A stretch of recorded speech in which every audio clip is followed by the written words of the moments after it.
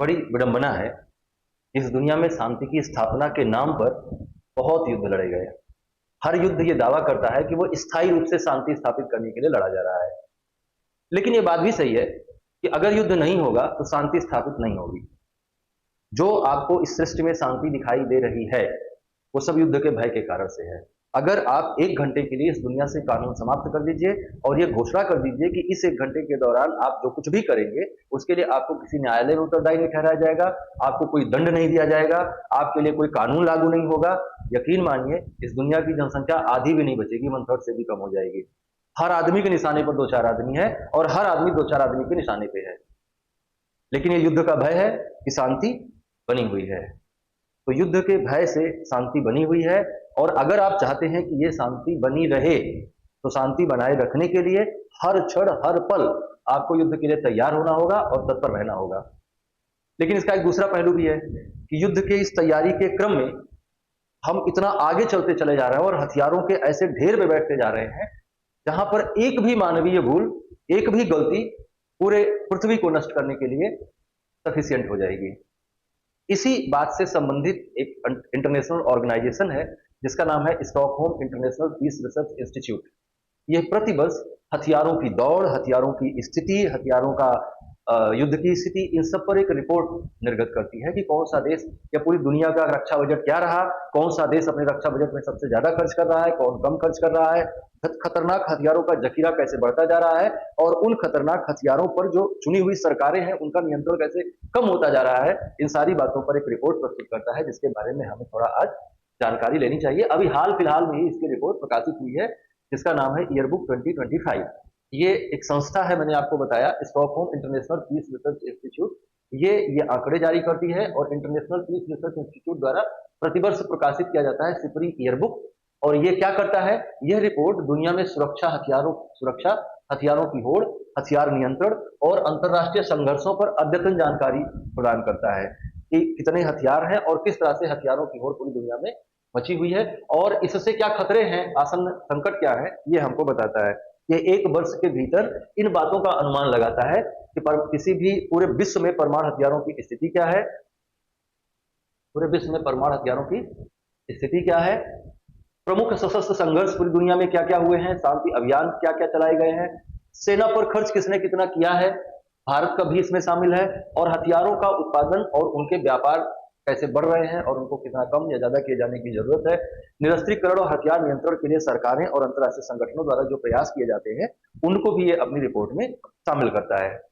तो इन सभी का विश्लेषण करने वाली ये रिपोर्ट है जिसका नाम है सिपरी ईयरबुक 2025।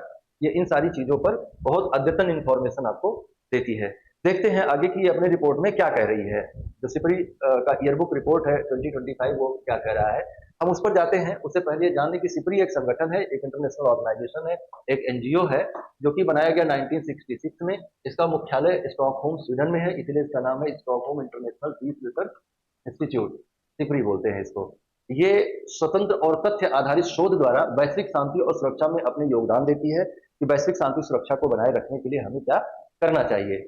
इसका उद्देश्य, जो सिपरी ईयरबुक पब्लिश किया जाता है, इसका उद्देश्य होता है हथियारों की होड़ के खतरों से अवगत कराना, पारदर्शिता बढ़ाना, शांति और सुरक्षा को बढ़ाना, हथियारों की इस होड़ को कम करना और स्थायी शांति और सुरक्षा को बढ़ाना। इस बार जो सिपरी ईयरबुक 2025 आया है, इसको जरा हम देखते हैं कि इसमें क्या क्या बातें कही गई हैं। सबसे पहली बात है परमाणु हथियारों के संदर्भ में। परमाणु हथियार, जैसा कि आप जानते हैं कि अभी तक घोषित और ज्ञात हथियारों में सबसे खतरनाक हैं। ये बहुत ज्यादा मास डिस्ट्रक्शन कर सकते हैं और अगर कभी स्थिति ऐसी बनती है, हालांकि ऐसी स्थिति बनना लगभग इम्पॉसिबल है, नेक्स्ट टू इम्पॉसिबल है कि कभी देशों के मध्य परमाणु युद्ध हो, क्योंकि परमाणु हथियार सिर्फ रणनीतिक स्थिति को मजबूत करने के लिए हैं, वो युद्ध के मैदान में प्रयोग किए जाने वाले हथियार नहीं है। जैसे आप कट्टा लहरा दे, आप बता दें कि हमारे पास कट्टा है, इतने से ही आपका दुश्मन थोड़ा दबाव में आ जाता है। तो कट्टा लहरा देने वाली बात है ये, कट्टा दिखा देने वाली बात है ये, है ना। इस कट्टे को कोई चलाएगा नहीं। सिपरी कह रही है कि कुल 9 देशों के पास परमाणु हथियार हैं, जिनमें से अमेरिका है, रूस है, Britain, France, China, Bharat, Pakistan, Israel और नॉर्थ कोरिया। ये 9 देश हैं। ईरान शायद 10वां देश है या नहीं है, ये अभी डिक्लेयर होना बाकी है। ईरान ने ऑफिशियली कोई डिक्लेरेशन नहीं किया है। तो अमेरिका, रूस, ब्रिटेन। रूस के पास अकेले इतने परमाणु बम हैं जिससे वो 450 बार पूरी पृथ्वी को नष्ट कर सकता है। अब आप अनुमान लगा लीजिएगा आप कितने खतरे में जी रहे हैं और आपके जीवन पर कितना संकट है। ये जो बता रहा है कि 9 देशों में परमाणु हथियार हैं, इनमें जो है 2024 की तुलना में परमाणु हथियारों की संख्या में वृद्धि देखी गई। इन जो 9 देशों में परमाणु हथियार हैं उनमें वृद्धि हुई है और अनुमानित परमाणु हथियार 12,121 हैं। ये कलेक्टिवली अगर यूज किए जाएंगे तो हजारों बार पूरी पृथ्वी को नष्ट करने की क्षमता रखते हैं, जिनमें से लगभग 9,585 सक्रिय स्टॉक में है। मतलब कि ये कभी भी दागे जा सकते हैं, इस सिचुएशन में है, इनको और किसी प्रोसेसिंग की जरूरत नहीं है। और दुनिया के कुल परमाणु हथियारों का 90% अमेरिका और रूस के पास अकेले ही है, बाकी 10% में 7 और देश शामिल हैं।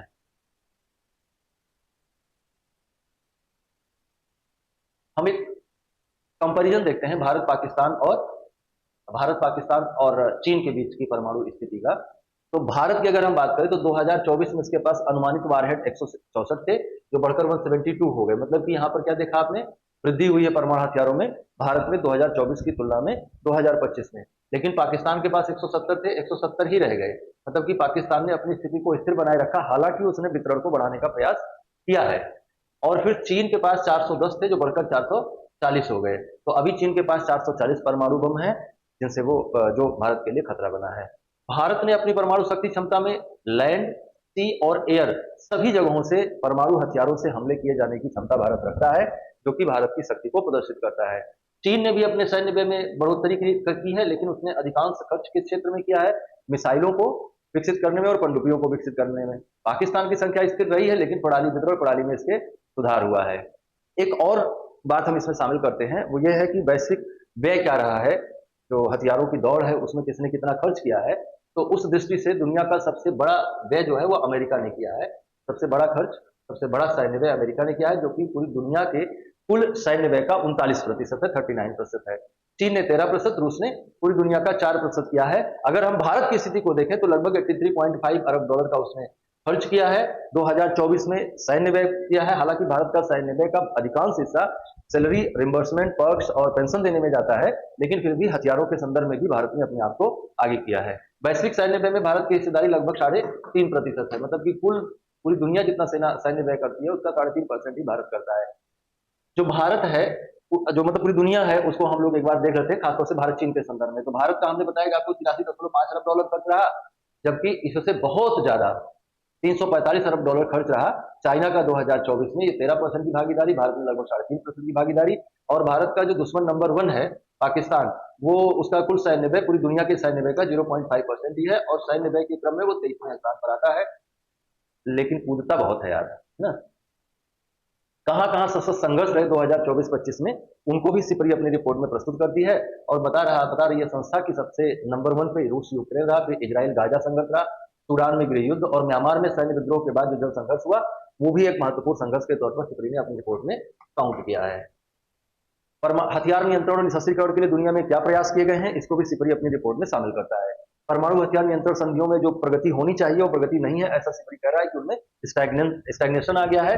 और ये स्टैग्नेशन, जैसे हमने आपको बताया कि रूस और अमेरिका के बीच स्ट्रेटेजिक आर्म्स रिडक्शन ट्रीटी है, स्टार्ट जिसे कहते हैं, और ये इसमें कोई प्रगति हो नहीं पा रही है, अनिश्चितता के वातावरण में है। इससे पहले स्टार्ट हो चुकी थी, लेकिन वो दोनों देशों के मध्य इतना एक दूसरे के प्रति अविश्वास का मामला रहा कि दोनों देशों ने बिल्कुल भी कटौती नहीं की अपने हथियारों में। और अभी स्टार्ट सेकंड की गई है, लेकिन इसमें भी कोई प्रगति होती हुई नहीं दिख रही है। कोई नई बहुपक्षीय परमाणु संधि अभी तक नहीं बनी 2024 में, जिससे परमाणु हथियारों के प्रसार को रोका जा सके। पारंपरिक हथियारों के नियंत्रण में भी प्रगति धीमी है। मतलब कि जो पारंपरिक हथियार है, मिसाइल वगैरह, इनके भी कम करने के लिए जो अंतर्राष्ट्रीय प्रयत्न है वो भी लगातार कम है और अपर्याप्त है। तो ये बहुत जरूरी है कि हमें हथियारों की दौड़ से रुकना होगा। ईयरबुक 2025 कुछ चेतावनियां भी जारी करती है, जिसमें यह कह रही है कि विश्व परमाणु शक्ति पर निगरानी के तंत्र को कमजोर हो रहे हैं, इनको और मजबूत किया जाना चाहिए। जैसे आप ईरान के संदर्भ में देख रहे हैं, तो वैश्विक परमाणु तंत्र की निगरानी को मजबूत करके और गैर जिम्मेदार हाथों में परमाणु हथियारों को जाने से रोकना चाहिए, अदरवाइज ये खतरनाक साबित हो सकते हैं पूरी दुनिया के लिए। सभी परमाणु हथियार संपन्न राष्ट्र अपने शस्त्रागार का आधुनिकीकरण कर रहे हैं, तो ये भी एक चेतावनी है कि ये ठीक बात नहीं है।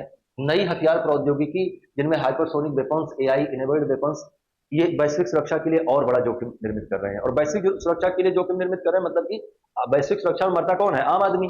अगर दो देशों के किन्हीं दो देशों के बीच युद्ध होता है तो दोनों देशों के प्रधानमंत्रियों को, उनके मंत्रियों को, उनके बड़े लोगों को रहने के लिए ऐसी जगहों का निर्माण कर लिया जाता है जहां परमाणु बम का भी प्रभाव न पड़े।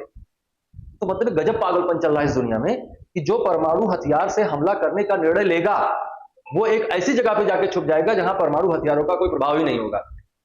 और मरेगा कौन? Mango man. क्योंकि मैंगो मैन मरने के लिए ही जन्म लेता है। मैंगो मैन के पास एक रास्ता है, वो अपनी स्थिति को सुधारने के लिए क्रांति करे। अदरवाइज ये दुनिया के कुछ 100-200 लोग मिलकर आपको कब खत्म कर देंगे आपको पता नहीं चलेगा। इससे सावधान रहें, सुरक्षित रहें, सतर्क रहें।